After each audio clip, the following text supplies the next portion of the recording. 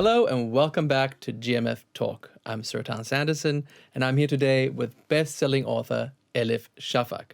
Now, this time we're going to be discussing the publishing industry for the final episode of our interview. Ms. Shafak, so you have been publishing novels to great acclaim for almost a quarter of a century now. How has the publishing industry changed in all that time? What new demands do you face in an age of ever-changing innovation in all media? Are there any differences in terms of the demands you face as a writer, let's say between the Anglo world or Western publishing industry and your Turkish publishers? Thank you. I think it's a very layered question in the sense that on the one hand, lots of things are changing in the publishing world. But on the other hand, one thing is not changing, and that is our need for stories as human beings.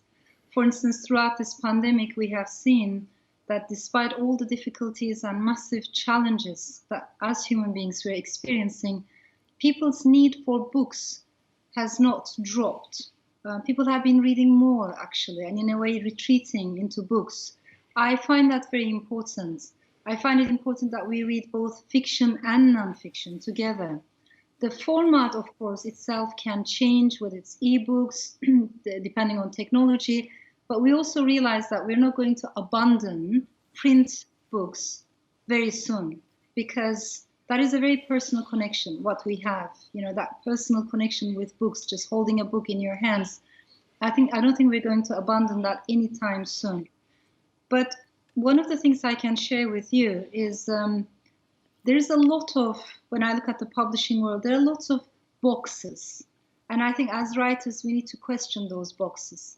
For me, literature is a transcendental experience in the sense that I want to go beyond the identity that was given to me by birth. We're all born into a certain nationality, maybe region, maybe class, maybe religion. Literature is a way of going beyond that box and trying to see the world through the eyes of another person, then another person, and not being yourself.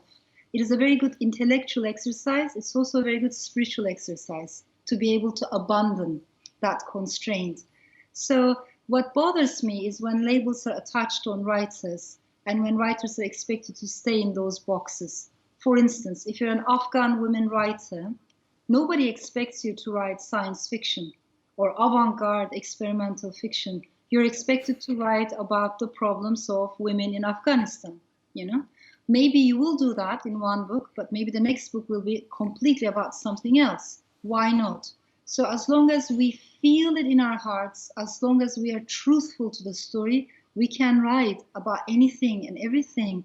We should try to go beyond the labels and boxes that we're being put into. Now, we all have jobs, and your job is being a writer, and pretty much all jobs come with politics, be that office politics or politics. In your case, how big a role does politics play when you publish, when you approach a publisher, when you want to share a story, but the publisher has perhaps reservations or doesn't want to publish in a particular region or a particular language? Is that something that you have to deal with a lot? And how do you integrate that into your workflow? It's interesting because if I think about these questions a lot while I'm writing a novel, I don't think I can write. So when I'm inside a story, I try to forget the so-called real world and only be truthful to my story. I try to stay in that zone of imagination as long as I can, as deep as I can, and forget about what people might think or might say. Because coming from a country like Turkey, I do know that words can be heavy, because of something you say in an interview, because of something you write in a book, you can be put on trial, you can be demonized, you can be attacked, targeted on social media. So we have to forget all of that and only be truthful to the story that is in our heart and in our minds, and stay in that zone. But that said, once the book is out, of course, it is also a struggle. I think the writer needs to fight constantly for freedom of speech. Sometimes when you're published in places like China, for instance, some words, the translator comes back and says, can we take out this word or can we take out that word? And as a writer, you have to think, shall I let them do that so that the book can meet its readers? Or shall I say, no, if you take out this word, I'm not allowing this book to be published? Or sometimes I get a letter from a reader who reads in Arabic and says, do you know that the books, the translations, some of the translations of your books in Arabic, they have used a slander word for the gay community, which is the exact opposite of what I'm saying. And I don't know that. So I have to write to the publisher and make sure that is corrected with an apology the next time. You see what I mean? So I can give you many examples, but there is a struggle that comes also after the book is published. But I think we have to, as writers, also be careful about self-censorship. Sometimes we also censor ourselves. So the only way to not to fall into the trap of self-censorship is to stay truthful to your own art and is to stay in that imaginary zone as long as you can. That's all very fascinating. I mean, I just love what you're sharing about how you go about your work. It also reflects a lot about the media and especially journalism as well. Even though we do not deal in a world of fiction, we also have to exercise a lot of caution and balance that against being truthful to ourselves. But I have a question to you as a writer, as a best-selling global writer on top of everything. Who's your favorite author or your favorite book? That's a very tough question for me because, I think as writers, we're constantly in conversation with other writers, including writers who are not alive today, including the ghosts of, writers. I read a lot. I try to read every day, both fiction and nonfiction.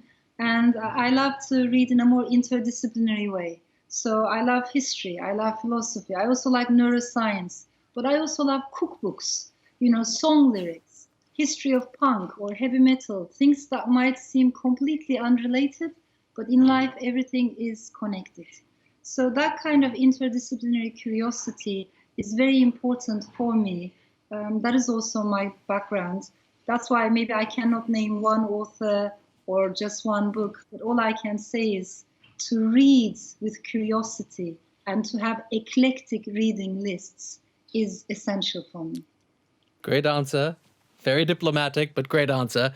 And finally, as a last question in this interview series, I would just like to ask you, what are your next projects? Can you give us a glimpse of what you're working on at the moment and what your audiences around the world can look forward to?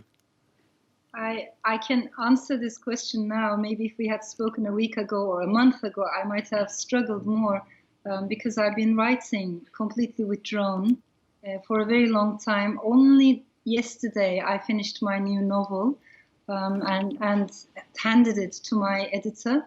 It's with the copy editing and everything. It will be published this summer in August in the UK. It's called The Island of Missing Trees. And it's the story of two islands, Cyprus and UK. It's a story that has family traumas, memory, amnesia, storytelling, the things that we cannot talk about easily in our own families. It's a love story at its heart, but I think it's also a story in which trees and environment, and especially one particular fig tree, plays a huge role. So in a way, the fig tree tells the story. Wow, that is amazing. And fig trees do play a big role in all literature, from the Bible to Sylvia Plath. Fig trees seem to connect a lot of humanity, and I look forward to reading your new book. Thank you so much. Thank you for this interview series, and thank you for sharing all your intimate thoughts with us. And thanks to the audience for sticking with us with this interview series with Elif Shafak, best-selling author. Thank you all very much, and we look forward to welcoming you to the next episode of GMF Talk soon. Goodbye. I appreciate it.